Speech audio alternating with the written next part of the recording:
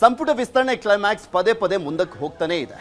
ಸಂಸತ್ ಕಲಾಪದಲ್ಲಿ ರಾಹುಲ್ ಗಾಂಧಿ ಬ್ಯುಸಿಯಾಗಿರುವಂತ ಕಾರಣಕ್ಕೋಸ್ಕರ ರಾಜ್ಯ ನಾಯಕರಿಗೆ ಸಮಯಾವಕಾಶವನ್ನ ಕೊಡ್ಲಿಕ್ಕೆ ಆಗ್ತಾ ಇಲ್ಲ. ಹಾಗಾದ್ರೆ ದಿಲ್ಲಿಯಲ್ಲಿ ಏನಾಗ್ತಾ ಇದೆ? ಶಾಸಕರ ಸಚಿವ ಸ್ಥಾನದ ಕನಸು ನನಸಾಗೋದು ಯಾವಾಗ? ಅದರ ರಿಪೋರ್ಟ್ ನಿಮ್ಮ ಮುಂದೆ.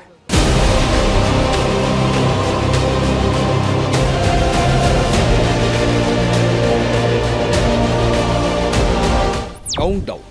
ನೂತನ ಸಚಿವರ ಪಟ್ಟಾಭಿಷೇಕಕ್ಕೆ ಕೌಂಟ್ ಡೌನ್ ಶುರುವಾಗಿದೆ. ಸಿಎಂ ಡಿಕೆ ಶಿವಕುಮಾರ್ ಸೇನಾನಿಗಳ ಪದಗ್ರಹಣಕ್ಕೆ ಮುಹೂರ್ತವೂ ಫಿಕ್ಸ್ ಆಗೋಗಿದೆ. ಯಾಕಂದ್ರೆ ಅಳೆದು ತೂಗಿ ಆಗೋಗಿದೆ, ಲೆಕ್ಕಾಚಾರ ಹಾಕಿದ್ದೂ ಆಗೋಗಿದೆ. ಸಂಪುಟ ಸೇರಬೇಕಿರೋ ಶಾಸಕರ ಹೆಸರನ್ನ ಫೈನಲ್ ಮಾಡಿ ಲಿಸ್ಟ್ ರೆಡಿ ಮಾಡಲಾಗಿದೆ. ಪಕ್ಕಾ ಲೆಕ್ಕಾಚಾರ ಹಾಕಿ ಫಿಲ್ಟರ್ ಮೇಲೆ ಫಿಲ್ಟರ್ ಮಾಡಿ ಅಂತಿಮ ಮುದ್ರೆ ಹಾಕಿದ್ದು. ಸಂಪುಟ list final. Rahul secret game. ಮತ್ತೊಂದು ಡಿಸಿಎಂ ಸ್ಥಾನಕ್ಕೆ ನಡೆಯುತ್ತಿದೆಯಾ ಫೈಟ್? ಮಂಗಳವಾರ ದೆಹಲಿಯಲ್ಲಿ ಮುಖ್ಯಮಂತ್ರಿ ಡಿಕೆ ಶಿವಕುಮಾರ್, ಮಾಜಿ ಸಿಎಂ ಸಿದ್ದರಾಮಯ್ಯ ಹಾಗೂ ಕೆಪಿಸಿಸಿ ಅಧ್ಯಕ್ಷ ಬಿಕೆ ಹರಿಪ್ರಸಾದ್ ಅವರು ಎಐಸಿಸಿ ಪ್ರಧಾನ ಕಾರ್ಯದರ್ಶಿ ಕೆಸಿ ವೇಣುಗೋಪಾಲ್ ಅವರ ನಿವಾಸದಲ್ಲಿ ಚರ್ಚೆ ಮಾಡಿದ್ರು. 5 ನಿಮಿಷ ಅಲ್ಲ, 10 ನಿಮಿಷ ಅಲ್ಲ, ಸುಮಾರು 1.5 ಗಂಟೆಗಳ ಕಾಲ ಸಚಿವ ಸಂಪುಟ ವಿಸ್ತರಣೆ ಕುರಿತು ಅಂತಿಮ ಹಂತದ ಚರ್ಚೆ ನಡೆಸಿದ್ರು. ಸಚಿವರಾಗಲಿರುವ ಶಾಸಕರ ಪಟ್ಟಿಯನ್ನ ಅಂತಿಮಗೊಳಿಸಲಾಗಿದೆ. ಆ ಅಂತಿಮ ಪಟ್ಟಿಗೆ ರಾಹುಲ್ ಗಾಂಧಿ ಹಾಗೂ ಮಲ್ಲಿಕಾರ್ಜುನ್ ಖರ್ಗೆ ಓಕೆ ಅಂದಿದ್ದಾರೆ. ಆದ್ರೆ ರಾಹುಲ್ ಗಾಂಧಿ ನಾಯಕರು ಕೊಟ್ಟಂತಹ ಪಟ್ಟಿಗೆ ಓಕೆ ಅಂದಿಲ್ಲ. ಬದಲಿಗೆ ರಹಸ್ಯವಾಗಿ ರಿಪೋರ್ಟ್ ತರಿಸಿಕೊಂಡಿದ್ರು. ಕಾಂಗ್ರೆಸ್ ಚುನಾವಣಾ ಚಾಣಕ್ಯ ಅಂತಲೇ ಫೇಮಸ್ ಆಗಿರೋ ಸುನಿಲ್ ಕನಗೋಳು, ಸಂಸದ ಶಶಿಕಾಂತ್ ಸೆಂಥಿಲ್ ಹಾಗೂ ಖಾಸಗಿ ಸರ್ವೆ ಏಜೆನ್ಸಿಯಿಂದ ವರದಿ ತರಿಸಿಕೊಂಡಿದ್ರು. ಯಾರನ್ನ ಸಚಿವರನ್ನಾಗಿ ಮಾಡಿದರೆ ಒಳಿತು? ಪಕ್ಷಕ್ಕೇನು ಲಾಭ? ನಾಯಕರು ಕೊಟ್ಟಿರೋ ಲಿಸ್ಟ್ನಲ್ಲಿನ ಶಾಸಕರ ಹಿನ್ನೆಲೆ ಏನು? ಪಕ್ಷ ಸಂಘಟನೆ, ಜಾತಿವಾರು ಪ್ರಾಬಲ್ಯ, ಭವಿಷ್ಯದ ನಾಯಕತ್ವ ಹಾಗೂ ಚುನಾವಣಾ ಲೆಕ್ಕಾಚಾರ, ಹಳಬರಲ್ಲಿ ಯಾರು ಸೂಕ್ತ, ಹೊಸ ಮುಖಗಳು, ಮೊದಲ ಬಾರಿ ಗೆದ್ದವರು, ಒಟ್ಟಾರೆ ಆಕಾಂಕ್ಷಿ ಶಾಸಕರ ಸಾಧಕ ಬಾಧಕದ ವರದಿಯನ್ನ ರಾಹುಲ್ ಗಾಂಧಿ ತರಿಸಿಕೊಂಡಿದ್ರು. ಆ ವರದಿ ಆಧಾರದ ಮೇಲೆ ಚರ್ಚೆ ಮಾಡಿ ಅಂತಿಮವಾಗಿ ಪಟ್ಟಿ ಸಿದ್ಧಪಡಿಸಿದ್ದಾರೆ. 60:40 ಅನುಪಾತದಲ್ಲಿ ಪಟ್ಟಿ ಫೈನಲ್. ಎಲ್ಲ ಆಂಗಲ್ನಲ್ಲಿ ಅಳೆದು ತೂಗಿ ಅಂತಿಮವಾಗಿ ಸಂಪುಟ ಸೈನ್ಯವನ್ನ ಕಟ್ಟಲಾಗಿದೆ. ಡಿಕೆ ಶಿವಕುಮಾರ್ ಸಂಪುಟದಲ್ಲಿ ಯುವ ಶಾಸಕರಿಗೆ ಮನ್ನಣೆ ನೀಡಲಾಗಿದೆ.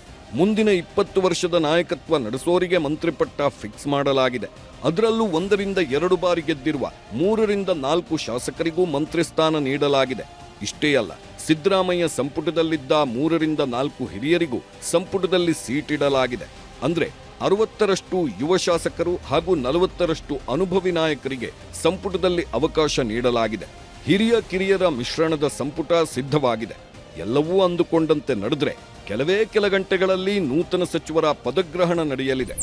ಇನ್ನು ಮಂತ್ರಿ ಸ್ಥಾನದ ರೇಸ್ನಲ್ಲಿ ಇದ್ದವರು ಯಾರು, ಯಾರೆಲ್ಲ ಕ್ಯಾಬಿನೆಟ್ ಸೇರ್ಬೇಕು ಅಂತ ಕಸರತ್ತು ಮಾಡಿದ್ರು ಅಂತ ನೋಡೋದಾದ್ರೆ, ಲಿಂಗಾಯತ ಸಮುದಾಯದ ನಾಯಕ ದಾವಣಗೆರೆ ಉತ್ತರ ಕ್ಷೇತ್ರದ ಶಾಸಕ ಎಸ್ ಮಲ್ಲಿಕಾರ್ಜುನ್ ಕ್ಯಾಬಿನೆಟ್ ರೇಸ್ನಲ್ಲಿದ್ದರು. ಇದೇ ರೀತಿ ಲಿಂಗಾಯತ ಆಧಾರದ ಮೇಲೆ ಇಂಡಿ ಶಾಸಕ ಯಶವಂತ್ ಜಿ ಪಾಟೀಲ್ ಹಾಗೂ ಬ್ಯಾಡಗಿ ಶಾಸಕ ಬಸವರಾಜ ಶಿವಣ್ಣನವರ್ ಲಾಬಿ ಮಾಡಿದ್ರು. ವಾಲ್ಮೀಕಿ ಸಮುದಾಯದಲ್ಲಿ ಸಂಡೂರು ಕ್ಷೇತ್ರದ ಎಂಎಲ್ಎ ಅನ್ನಪೂರ್ಣ ತುಕಾರಾಂ ಹಾಗೂ ಚಳ್ಳಕೆರೆ ಕ್ಷೇತ್ರದ ರಘುಮೂರ್ತಿ ಕೂಡ ಸಂಪುಟದಲ್ಲಿ ಸ್ಥಾನ ಗಿಟ್ಟಿಸಿಕೊಳ್ಳೋಕೆ ಕಸರತ್ತು ಮಾಡಿದ್ರು. ಒಕ್ಕಲಿಗ ಸಮುದಾಯದಲ್ಲಿ ಅರಸೀಕೆರೆ ಶಾಸಕ ಶಿವಲಿಂಗೇಗೌಡ ಹಾಗೂ ಹೊಸಕೋಟೆ ಕ್ಷೇತ್ರದ ಶರತ್ ಬಚ್ಚೇಗೌಡ ಹಾಗೂ ಎಂಎಲ್ಸಿ ಆರತಿ ಕೃಷ್ಣ ಕೂಡ ಶಾಸಕ ಸ್ಥಾನ ಕೇಳಿದ್ರು. ಮರಾಠ ಸಮಾಜದ ಪರವಾಗಿ ಕಲಘಟಗಿ ಕ್ಷೇತ್ರದ ಸಂತೋಷ್ ಲಾಡ್, ಚಾಮರಾಜನಗರ ಕ್ಷೇತ್ರ ಶಾಸಕ ಪುಟ್ರಂಗ್ ಶೆಟ್ಟಿ, ಕನಕಗಿರಿಯ ಶಿವರಾಜ್ ತಂಗಡಗಿ ಹಾಗೂ ಕೊಡವ ಸಮುದಾಯದಡಿ ವಿರಾಜಪೇಟೆ ಕ್ಷೇತ್ರದ ಶಾಸಕ ಪೊನ್ನಣ್ಣ ಕೂಡ ರೇಸ್ನಲ್ಲಿದ್ರು.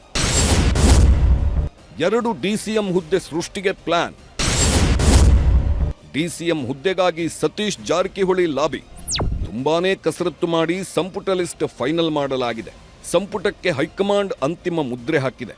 ಈ ನಡುವೆಯೇ 2 ಡಿಸಿಎಂ ಹುದ್ದೆ ಸೃಷ್ಟಿ ಬಗ್ಗೆ ವ್ಯಾಪಕ ಚರ್ಚೆ ನಡೆಯುತ್ತಿದೆ. ಇದೇ ಕಾರಣಕ್ಕೆ ಸಚಿವ ಸತೀಶ್ ಜಾರಕಿಹೊಳಿ ಫುಲ್ ಅಲರ್ಟ್ ಆಗಿದ್ದಾರೆ. ಡಿಸಿಎಂ ಸ್ಥಾನದ ಮೇಲೆ ಕಣ್ಣಿಟ್ಟಿದ್ದಾರೆ. ಹೇಗಾದ್ರೂ ಸರಿ ಡಿಸಿಎಂ ಪಟ್ಟಕ್ಕೇರಬೇಕು ಅಂತ ದೆಹಲಿಯಲ್ಲಿ ಬೀಡು ಬಿಟ್ಟಿದ್ರು. ಇಷ್ಟೇ ಅಲ್ಲ, ಈಗಾಗಲೇ ಸಿಎಂ ಡಿಸಿಎಂ ಅಧ್ಯಕ್ಷ ಪಟ್ಟ ದಕ್ಷಿಣದ ಪಾಲಾಗಿದೆ.